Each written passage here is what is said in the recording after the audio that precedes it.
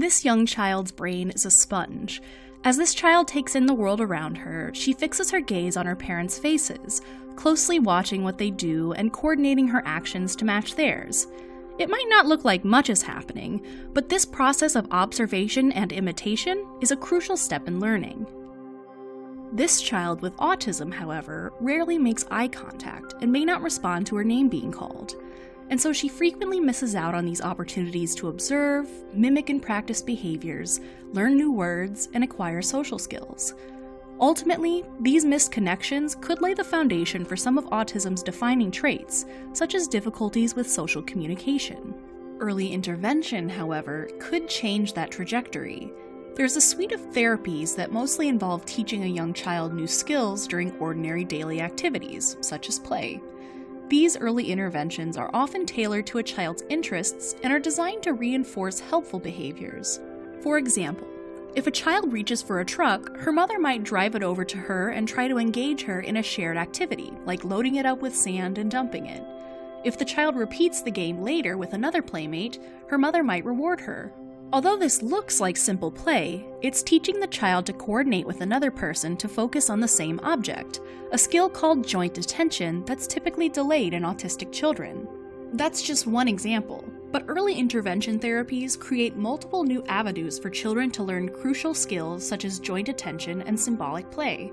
Some studies suggest that when delivered regularly from an early age, these interventions can enhance an autistic child's language ability, boost her social skills, and generally lessen the severity of her autism traits. And yet, the evidence base is strikingly slim. Rigorous tests of early interventions have been few and far between, and most involve only small numbers of children.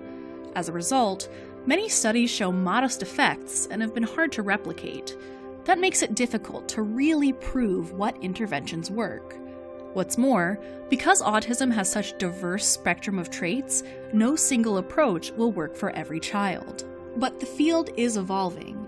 Some experts are testing interventions in larger, longer-term studies so that they can separate children into subgroups based on their traits and determine which groups benefit the most, and for how long. Other researchers are trying to pinpoint the active ingredients that make interventions successful, whether that's the length of time they're applied for or at a specific age. Knowing what makes a therapy work could help researchers better match interventions to the children who are most likely to benefit. Intervention studies also lack diversity and have mainly involved white, middle-class families. That means excluded groups may lose out on effective treatments. To remedy this, researchers are gradually shifting away from clinic and lab-based tests, which leave out many families by dint of geography and socioeconomics. Instead, some are partnering with schools and training teachers to deliver interventions. Other researchers are training parents to deliver interventions in their homes. Going a step further, some experts have also begun to use telehealth methods to train parents and other caregivers in intervention techniques, and to deliver treatments to children remotely. One unexpected benefit of the lockdown brought on by the global COVID-19 pandemic has been the growth in virtual treatments. Altogether, these changes and innovations are inching the field closer to its ultimate goal: to develop personalized and adaptive interventions tailored to each autistic child's needs. As the field transforms in this direction, so will the lives of thousands of children.